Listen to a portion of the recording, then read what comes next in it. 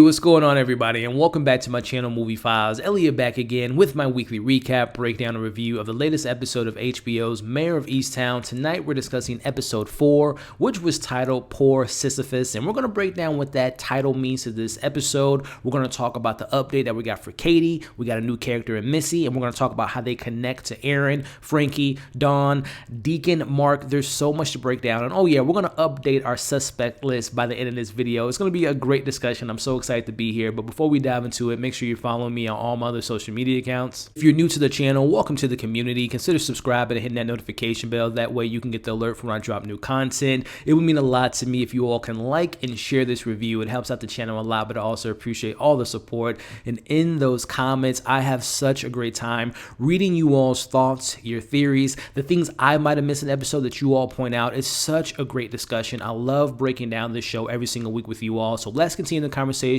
whether it's in the live chat that I have premiering this video right after the episode premieres, or of course if you're watching this on the replay. Let's talk about your thoughts, your theories, your pros, your cons, and of course what you hope to see in next week's episode. I love reading you all's comments. I thank you so much for the support on these videos. So with that being said, ladies and gentlemen, I am so in love with this show, and there's just so much to kind of dive into about who done it, who's not only the murderer of Erin, but who's this new kidnapper. What does it connect to with Frankie and the drug connection and the prostitution going on? And of course, we still have Deacon Marks, we have Father Dan, we have Billy and Erin's relationship. I mean, there's so much to go over.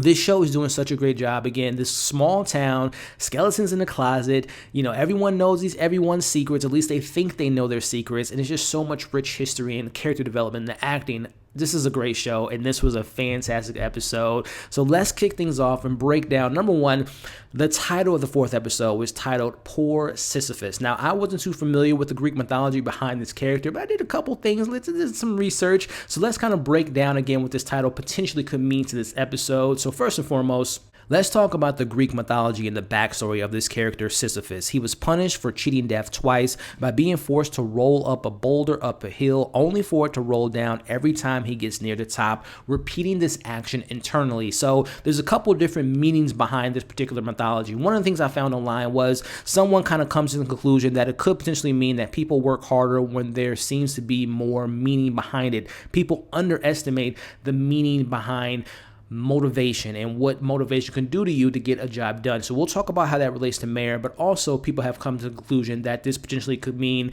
it teaches you to never give into disappointment, to try to not escape from your failures, rather accept failures the same way you accept accomplishments. And oh yeah, it's important to note that Sisyphus married his niece. So how does all that tie into this show, into this episode in particular? Well, let's focus on Sisyphus and comparing that to Mare. Poor Sisyphus, poor Mare. We know that when it comes to kind of her torment that she's going through, she makes it to the top of the hill to only hit the bottom of the hill regarding how she was able to maybe get a couple things going with this Erin case, only to kind of in her own way get herself off the case with what she did with Carrie. But also let's talk about her failures, right? We know that in her own words that she said to Colin last week that she feels like she was a bad mother. So in that, she's trying to kind of redeem herself by being a better grandmother to her grandson, Drew. We also know that when it comes to her cases, maybe giving up on Katie. We know in the very first episode, she told Chief Carter, listen, the fact of the matter is she's probably dead in the bottom of the Delaware River. So she already gave up on the case. So now she has to kind of rebuild herself, kind of go up that hill slowly, but only for it to kind of come down on her, because now we have a new potential suspect in the mix. And we'll talk about that obviously in the breakdown. But there's one more thing I want to bring up about Sisyphus in regards to not necessarily Mare, but in particularly with Erin. Now, I said that he was married to his niece. There's been a lot of speculations, a lot of theories about a particular relative of Erin, and particularly her, I believe it's her cousin by the name of Billy. And we'll talk about Frank and Dylan not being the father of VJ, but the kid has red hair. Again, Sisyphus marries his niece. Billy has a kid with his cousin. Family ties. We don't know if things went south and he ended up killing his cousin due to the fact that she wanted to maybe come out with who the real father of her child was. So much to break down, and we will get into that a little bit later, but a very interesting title no less. So that's just the beginning before we even dive into this episode. So let's go ahead and get into the recap. As we see Mare waking up, she's slowly getting out of bed as we hear Helen and we see Siobhan as well as Drew are leaving the house. She doesn't want to, see that, she's not dressed, she's not ready for work, because obviously she doesn't want them to know that she's been on leave from her duties as a detective, as she does reveal to them a little bit later, which we'll talk about. But it was something also that I noted in my notes here. I know in the last few weeks in the comments, a lot of people have, and it's rightfully so, they bring up the treatment that Siobhan shows to Mare in regards to her cursing at her mom, yelling at her mom, just being disrespectful. And listen, I'm not making excuses for Siobhan, but hear me out. Playing devil's advocate. Number one, I wouldn't talk to my mom like that, but I'm just playing by the narrative of the show.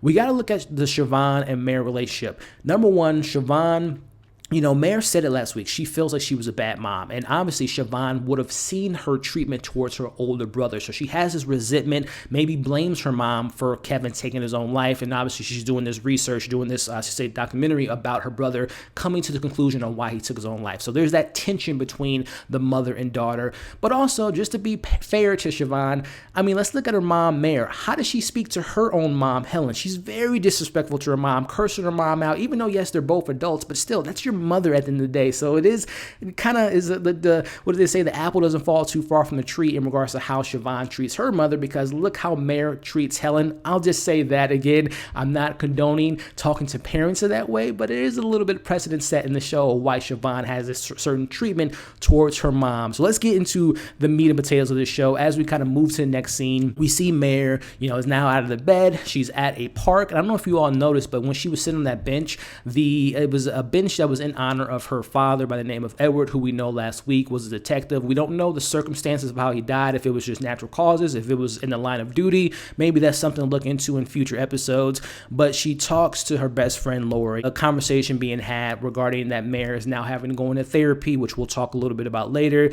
But also Lori, being the good friend that she is, she tells Mare, this is probably a good thing. You need to take a break because you really haven't sat down and really kind of taken your emotions, because we know Mare doesn't seem to be a very emotional person so far in the show. So we see Lori saying, this might be a good idea. Kevin gets brought into the conversation in relation to her pushing people away, and particularly Mare pushing her family away, pushing people at her work away, pushing her friends away, but she hasn't pushed away Lori because Lori won't allow her to do so. And we have a nice little moment between those two friends as we see Mare put her head on her shoulder, which does kind of speak. Again, we don't see Mare very vulnerable in this show so far, so it's nice to get that other layer, the other complexity, the other dimensions to this character regarding she's always a hard ass, she always gives you the quick answers, she's always a no nonsense, but she has an emotional side. She still has the grieving process that she doesn't seem to have went through involving her son taking her life. So that is a really good way to kind of open up the episode. Going on to Colin, he's all smiles, he's happy, and we'll talk about how I said that I thought that Colin was definitely flirting with Mare last week. We get the invite to the date in this episode, but he's happy, he's ready to go to work with his hopefully maybe future girlfriend in his eyes. But he's only introduced to, he walks into Mare's office to find Chief Carter, and then the gentleman, I believe his name was Detective Hauser, who was his trainee or the person that trained him during his academy. But he only learns that he will be running point at this case, and that he'll have Hauser working alongside with him. But the big thing in this particular moment in this scene, we learn that there are two people that are not the father of DJ, Erin's child. Number one, the DNA came back for Frank. He is not the father of the child, the very Maury moment of the episode. But also they do confirm that Dylan is no doubt not the father of the child. So that speaks to, again, who is the father of DJ? Who did Erin have this child with? So again, I go back to the title, Sisyphus marrying his niece. There is something to be said about the behavior that we've seen for Billy this far. He seems very fidgety. I don't think he was, the last time we saw him was in last week's episode. There is something to be said about family having a particular relationship with another family member. So again, let me know your thoughts in the comments, guys. Who is the father of Erin's child? Number one right now is looking like Billy. And then anyone else in the equation, I don't think it's Deacon Marks, because he just came into town not too long ago. I don't think that he would have had a relationship with Erin at that point. Who knows? There is, of course, Father Dan, and of course could be other teenagers in town that we just maybe haven't come across yet. But I think the number one person right now on my list is definitely her relative in Billy. But again, let me know your thoughts on that in the comments. So moving forward, we catch up to Dylan, who appears to have learned the news about him not being the father of DJ, and he is asking his parents, why do you treat this kid so well? He's not even ours. He has some remorse. I'm not playing into his his sentiments there, but I kind of can understand where this teenager would be coming from regarding, okay, number one, you just found out that the kid that you've been taking care of is not your child. So that obviously kind of maybe doesn't sit well with him. But also, he just recently got shot and he was almost paralyzed, and his ex-girlfriend was just murdered. So there's a lot of emotions going on with Dylan's character right now. So again, I don't want to say I sympathize with him, because again, how he treated Erin and let his girlfriend beat her up and just didn't seem like the best dad. But I can kind of see, for how the show is writing him, where this kind of resentment towards DJ, get him out of the room, can kind of come from, just based on the stuff that he's went through from what we've seen in the show so far. So going on to, we see Dawn, which is a big moment, because I don't think they've told us this in the show so far. She's a grandmother, and the mother of that child is Katie. So this is a very big moment here in regards to Katie missing, and the fact that there seems to be this theme in regards to kids and the teenagers in the town having kids and something going bad. We can see this with Katie getting abducted, being a drug addict, being a prostitute that we'll talk about later. We relate that to Missy, and I don't think Missy has a child, but we know she's connected to drugs, also prostitution. Erin, and we'll talk about her a little bit later, and then also Kevin, him taking his own life after shortly having, his son Drew. So there is something to be said about how the show is talking to the narrative in regards to, maybe it speaks more to the parents, how their parents raised them, and how they're not able to maybe be the best parents for their kids, generational stuff that goes from one generation to the next. But there is something in connection to all these kids having some tragedy after having their first kid. But as we kind of move forward, we get a big moment. Not only do we find out that Dawn and Katie had a child, but we have a phone call being called in from Dawn, and the person on the phone says, do you miss your daughter? Because she misses you. And who is this mystery person on the phone? We'll talk about Frankie a little bit later. But I had a red flag as soon as he said that I want $5,000. I'm like, hold on, that doesn't sound right. Number one, we know that the missing persons reward was $15,000. So why are they undercutting that $10,000 gap? So I'm thinking in my head, this has to be some type of local town person, a drug addict, which was revealed to be Frankie. So that's when I already had red flags. I had red flags, number one, from that amount of money that they were requesting. Seemed very kind of small-minded considering that the reward is actually $15,000. But as I digress, we see Mare calls for a family meeting in which she confesses that she was put on leave from her job due to what she did to Carrie. Helen does not take it easy on her. She tells her that was a terrible decision. Siobhan agrees with her grandmother, and Siobhan even has a moment where she tells that I just recently broke up with Becca, which we'll talk about Becca a little bit, and Anne and Siobhan, that whole love triangle going on a little bit later. But it's in this moment that again we see Helen's like, do you have anything to confess, Mom? She says, no, I just not looking forward to spending my day with my daughter, who we don't seem to get along. So again, I appreciate that Mare confessed to her most recent job activities. But going on to a big moment here, we see Mare again, the other side of Mare, the more vulnerable side of Mare, as she's going to therapy. She tries to set the record straight with her therapist, saying that, listen, I went to couples therapy, that didn't work out. I ended up divorced from my husband, so I'm just gonna let you know we're not gonna probably have a breakthrough. We're not gonna have a come to Jesus moment. So the therapist is like, okay, I see what you're doing. Let's see if we can try to have that moment. So I'm going to love kind of investigating more of Mare, kind of peeling the onions back of her loss with Kevin, her having a divorce with Frank, this new case on with Erin, and how that relates to her feeling like she maybe failed Katie. So I'm going to really look forward to letting the healing begin with Mare's character. Cut to seeing Colin waiting outside for Deacon Mark. And this is a pretty interesting moment here because we learn a little bit about Deacon Mark's past as we see Colin Colin saying, are you avoiding me? This, that, and the other, which he never answers that question, by the way, but he does confess. We get the reveal here that the reason that Deacon Mark left his other church was because he had a particular case on him in regards to allegations of him having sexual misconduct with a 14-year-old girl, which speaks a lot to his relationship with Erin being a minor, him being an adult, him maybe taking advantage of her. We know what the bike situation was last week, so we'll kind of discuss that here in a second. But it is important to note that, Colin says that if you think I'm the only one that's going to know this is going to get out sooner rather than later, and people will know what your past is. So let's kind of pivot a little bit and talk about Deacon Mark regarding to this 14-year-old situation, which I believe he said the case was dropped. They never found anything, but when there's smoke, there's fire, right? So again, knowing that Erin called him a couple hours before her demise, knowing that Deacon Mark had her bike, and this is where my theory kind of comes in with the connection to the kidnapper, is there something regarding we can't save these people, in a traditional sense, they're not connecting to God. They letting their faith go. They're into prostitution. They're into drugs. Is there some type of underground dark church thing that they're trying to do where they're trying to literally have these girls? Because we know, we'll talk about Katie, but we know she's been in this not bunker, but this tavern for over a year.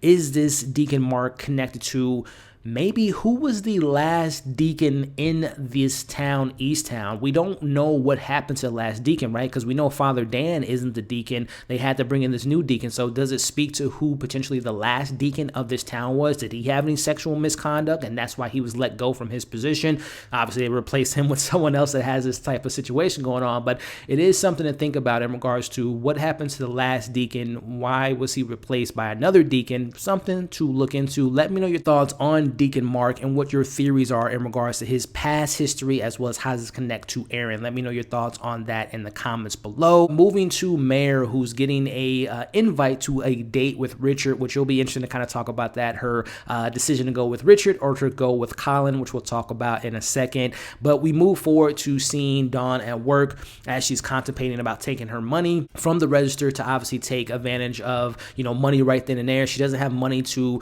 $5,000 laying around, because we know she has her cancer treatments. She's taking care of her granddaughter. She's taking care of her day-to-day life. So it's understandable that she was kind of making this, kind of maybe contemplate about taking this money. But nonetheless, we see that she goes over to Beth's house, and we haven't seen Beth since episode 1 and in her situation with her brother Frankie, who we'll talk about here in a second here. But it's in this scene that we see Beth tell Dawn that it's probably a scammer, probably someone that's pranking you just to take advantage of the situation, and it's probably nothing to worry about, and you should maybe take it to Mare. And this is where the small town thing goes around, because she's like, oh, I heard blah blah blah say that Mare has let go of her job because of the stress and everything that she's going through in the last year or so with the death of her son and all that. So again, this kind of speaks to that small town mentality. But it's in this moment too that we see Beth telling Dawn that she feels like her brother Frankie is ruining her marriage due to the fact that he puts a lot of pressure on her. He's in and out of rehab. He's a drug addict, and we'll talk about Frankie here in a second. But it's really interesting to see this kind of family dynamic between Beth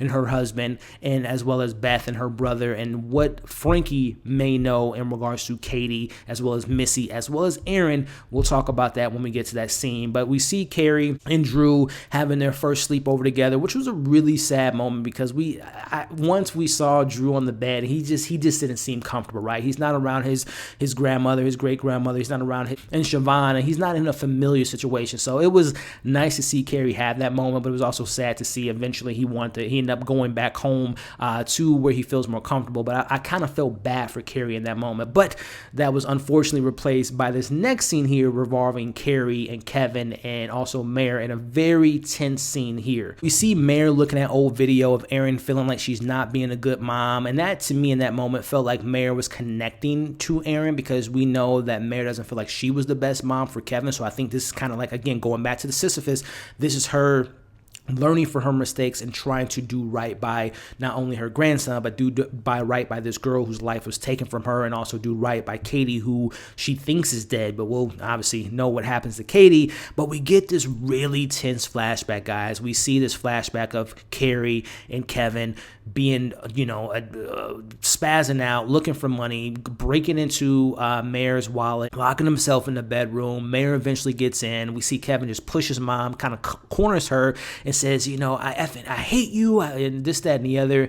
Carrie has her own words that she says to Mare, and it's in that moment that this was a very pivotal moment in an episode for Mare to show the vulnerable side of that character. We've never seen Mare get handled like that, right? Because she's always the one that's handling people, not the other way around. So seeing her vulnerable in that moment really kind of set the stage, and maybe that was the moment when she gave up on her son, right? He's taking money from her. He's, talking down to her. He's at the point, it was not, he throws her on the ground. So there's some physical stuff going on. So I thought that was a really big moment, a really important flashback to maybe that's when she kind of gave up on her own son, Kevin. Moving forward to seeing Carrie, which is followed up right by, it's interesting how they place those scenes together. We see Carrie say those final words to Mare in that previous scene. Fast forward to the next scene, she's knocking on her door, giving her grandson back to her because he doesn't feel comfortable at her house. And we see Carrie just have a moment saying that I'm trying to do right. I'm trying to clean up my life, and you're trying to ruin that. I know it was you that planted those drugs on me, and I'm just trying to get my stuff together. Please stop trying to interfere with me, trying to get my life together. So that was just a back-to-back heavy hitter and a range of emotions. I felt bad for Carrie in the apartment with her son because he didn't feel comfortable. I had hated Carrie the way she was treating Mare in that moment, being a drug addict. And then I felt bad for her again after her coming to her just saying, I'm trying to do better by my wrong. I'm trying to do better for my past. So just, again, the writing in the show is just fantastic. And the range of emotions from one scene to the next is just fantastic. But we go back to Dylan as we see DJ crying, which is, a testament to the previous situation with a parent who wants their child versus a parent who doesn't want this child that isn't his. It kind of got dark because we see DJ just crying his heart out. The parents are nowhere to be found, or to say his grandparents. We see Dylan get a pillow, and I'm not the only one that probably thought this. I thought that he was going to smother that child at that moment, DJ. But I don't know if that was going through his head, but we see him ultimately put the pillow in the bed, and he picks him up and calms him down, and we see his mom watches that. But that was a really dark moment. I don't know if there was like a split second in when Dylan wanted to do something to DJ. I don't know. Let me know you guys' thoughts on that in the comments. But it appears to be a prostitute, which it is revealed. We meet Missy for the first time as she's talking about her past life, or her past as, a kid and going to Disney World and, cold area versus hot area. But nonetheless, we see she's taken to this kind of dark area. She talks to the gentleman who I love how the show keeps keeping his face in the dark. We don't know the identity of this person, but we see, she says, have you done this before? And we see that this person, this man, chokes her out, and we don't see his face. So let's talk about just that setup, because trust me, guys, I was pausing, rewinding, and really dissecting this scene to really see if I can get a glimpse of who that person was. So number one,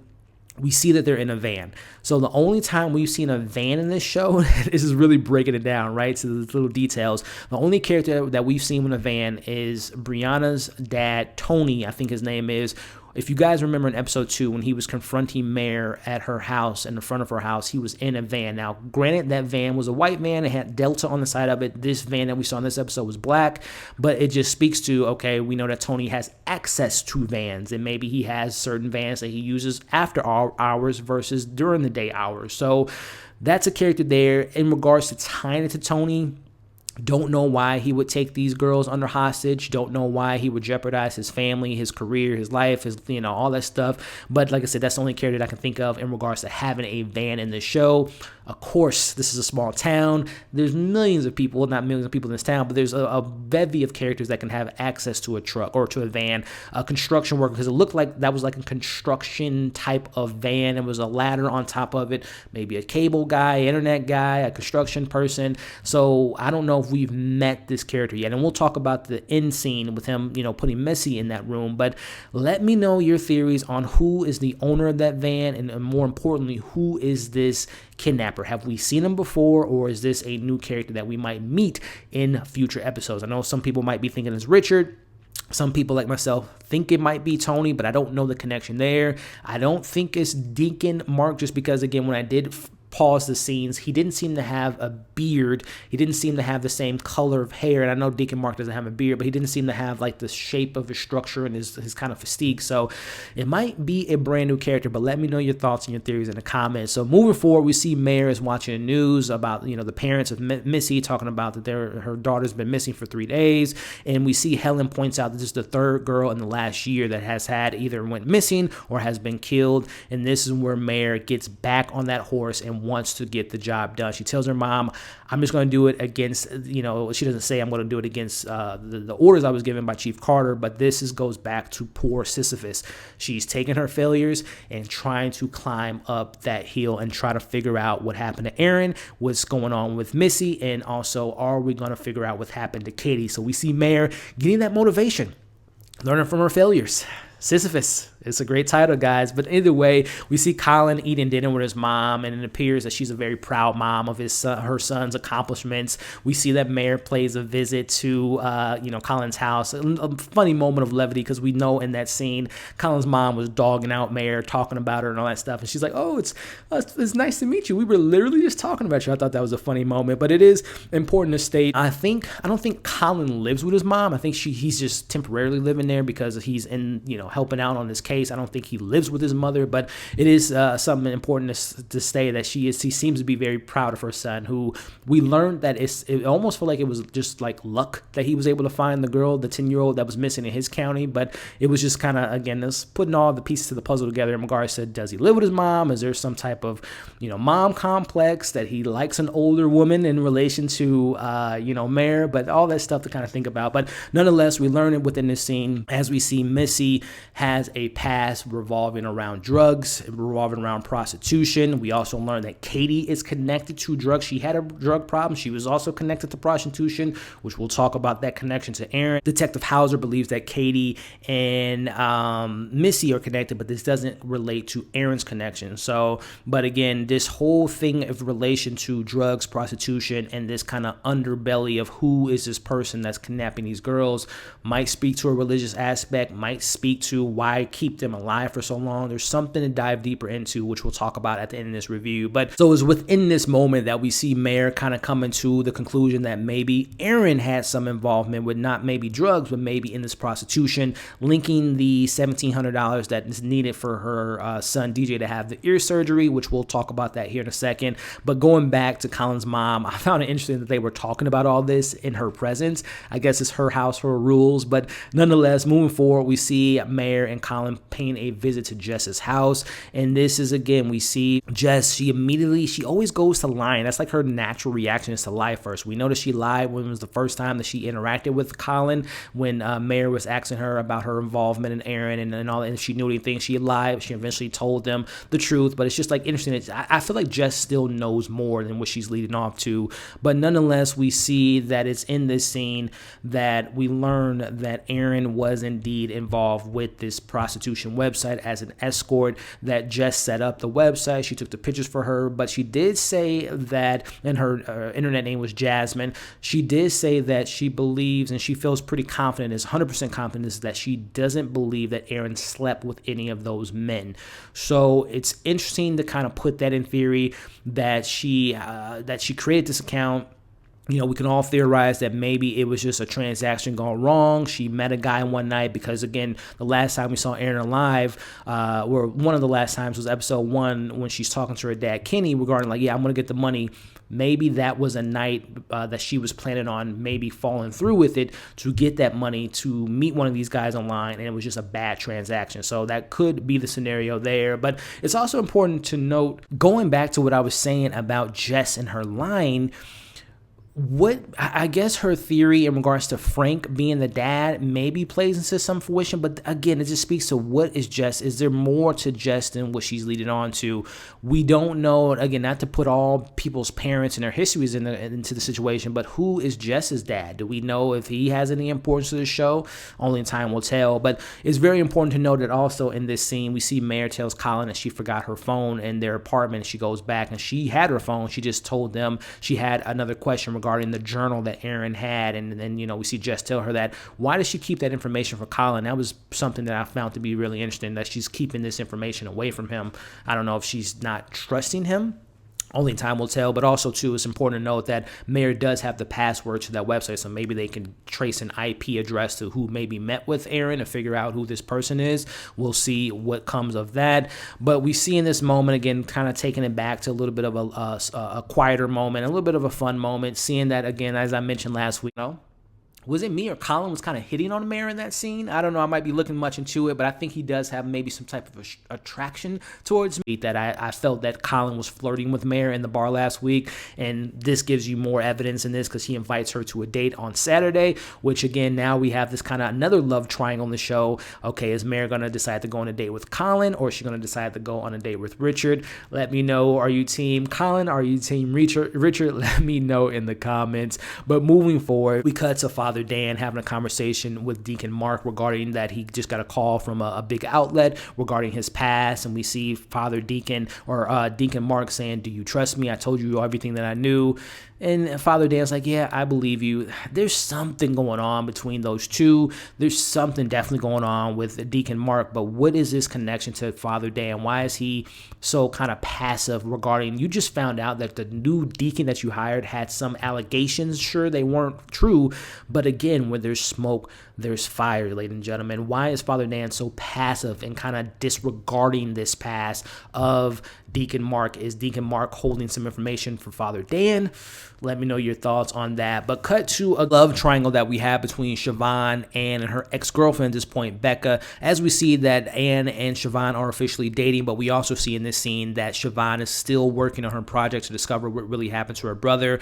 But moving forward to this next scene, let me know if you all are in the same mindset with me. This kind of felt, tonally speaking, a little bit off compared to the show. I know the show throws in sprinkles of comedy, levity, but not to this degree. So this felt, like I said, like a bit of a sitcom. We see at this point Helen is, eating some ice cream that she has stashed away. Becca comes knocking on the door. She tells her that, "Oh yeah, I spoke to Siobhan. She knows I'm coming over. She'll be here in a little bit." Lying, obviously. So she says, "Okay, yeah, go ahead and wait for her when she gets here in the basement," or whatever the case may be. We see Siobhan and Ann are coming back from their date. They kiss. Siobhan invites her in. They have a little bit of a nightcap. They go in the house. They're making out. We see Becca on the couch listening to music. She overhears some kissing going on. She looks up and she just immediately freaks out. Like, she went full psycho mode, screaming like she just saw the devil in the basement. She was obviously just hysterical at this point. She runs out of the room. Obviously, Helen hears this. She gets hit by the door, knocks her on the floor. Becca apologizes. She runs out. The ambulance are there. 911's called. Mare sees her mom and all this stuff. To me, again, it felt a little bit over the top, the way the scene kind of played, comedically speaking.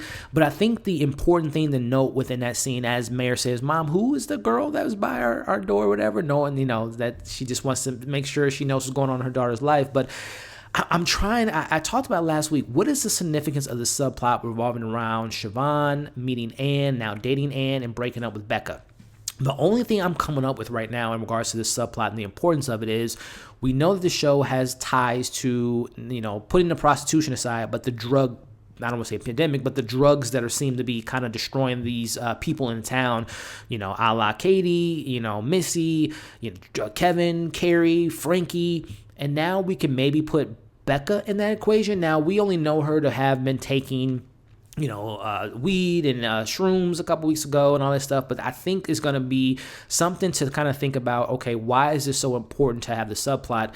And this is a theory. Maybe Becca's going to go down that path in regards to more harder drugs, and maybe go down that path into coming across this underground circle revolving around the connection of, who took Katie, who took Missy, who killed Erin. I think there might be a storyline that we might see Becca be killed or be kidnapped, and we're going to see Siobhan maybe have some type of remorse, feeling kind of bad that she might feel responsible for her going down this dark path and her eventually inevitably getting taken, or maybe Ann gets taken potentially. I don't know. That's the only thing I'm kind of theorizing, why this show back-to-back weeks is kind of emphasizing this relationship that Siobhan's having with Ann, and now this ex-relationship that she had with Becca. Let me know your thoughts on the significance of that. So, big moment here. We get the abductor or the person on the phone who claims they have Katie in their possession. We see Dawn tends to take the money from her job, and we see that he says, if you get the cops involved, you're going to just find your daughter's bones. Cut to scene going to Erin's house to find the journal.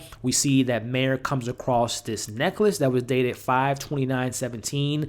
I don't know the significance of that date. I don't think it's connected to the birth of DJ, but it might be an important date for Erin. Maybe that's when her and Dylan became a couple.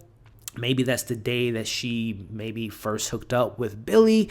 Who knows the significance of that date? But this is cut in between seeing Dawn taking the money, as well as we're seeing, John and Lori in bed watching the news of Missy going missing. Their son comes to the room, which was a little bit odd, the way that kid was kind of in that moment. I don't know if he knows something, but that kid, Lori and John's son, was acting a little bit weird to me. But we see Mare putting up the groceries. She's checking on her mom. She tells her, I have a date on Saturday, and she doesn't say who it's with. So we'll see who she picks next week. But going back to the important stuff, we see Dawn waiting this call. She inevitably gets the call. He gives her directions. She arrives at the destination. She goes into this place. She said that Katie's in the basement. We see this man kind of creepily approaching her, snatches her purse. We see, I'm not going to lie, I kind of laughed at this moment. I feel bad for laughing because we know Dawn is under, she has cancer. She has her daughter missing. But just the way that the scene played, it was just very funny to me. She runs out of that room. She runs immediately into that cylinder, and the cylinder falls on her. Again, I apologize. I thought that was just so funny. Nonetheless, it is revealed that was Frankie, Beth's brother, that just pranked her, or not pranked her, but wanted to get money. We know this dude is willing to do anything to get drugs. We know from episode 1, he steals some memorabilia from the shot that Mare made. He's just looking for money. But I think Frankie is someone to keep an eye on, that I think he knows more than he's leading to. He's tied to this drug situation in Easttown. I think he might know a little bit about Katie. He knows more about Katie because we know from the phone call, those details he gave Dawn were pretty particular, the tattoo and the middle name and all that. Now, of course, he has a history with Dawn because it seems like Beth and Dawn and everyone in this town has grown up with each other. So I don't know if Beth babysitted Katie when she was a young girl. Maybe that's how he knows her middle name. And of course, he knows her a little bit older. She has a tattoo. Or maybe because they came across the same drug dealer. Maybe he knows she has a tattoo. Maybe they've shared drugs together, which connects to Frankie having a bigger importance to the show, because maybe there is a drug dealer tied into the church stuff and, trying to teach these girls a lesson, trying to cleanse them of their sins.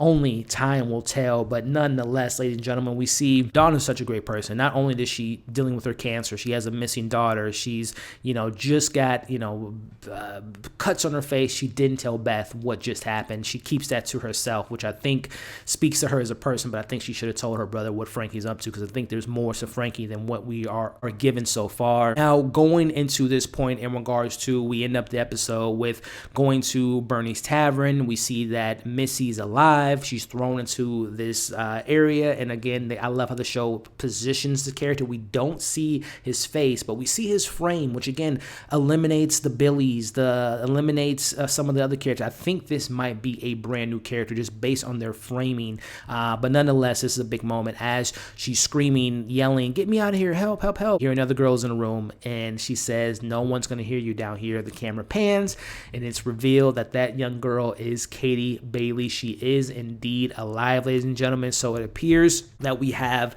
a gentleman that is abducting these women that are involved in drugs and prostitution. He's kept Katie alive for an entire year, which is important to note, which goes back to my whole church thing about we need to cleanse these girls.